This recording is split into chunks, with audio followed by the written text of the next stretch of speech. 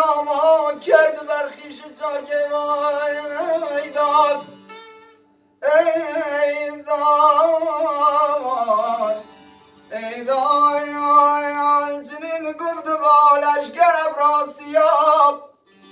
که ما را برآمد سر از خورد خواب ای داده مکین را چشم روشن کنین آین آلیز خفتان و جوشن کنین وای وای وای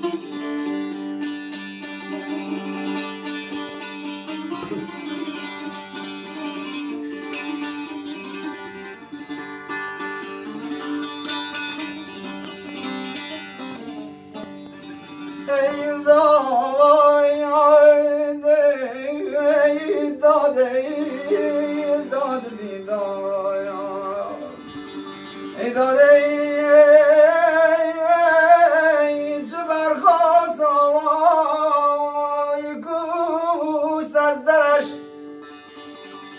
همی آسمان پر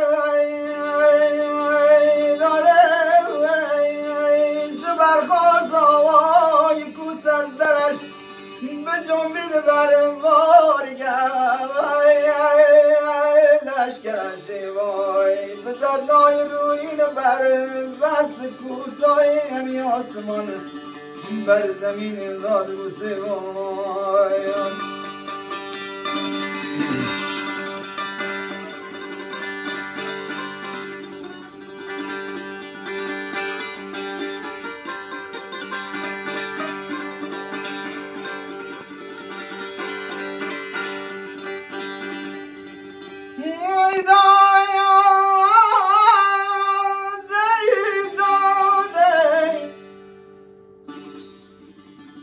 بگردن کشان خسرو آواز کرد که این نامداران روز نباید چو برخیزد آوای کوس از دروی نجوید زمان مرد پرخاش جوی ای داده همه راز را دل پر از کین کنی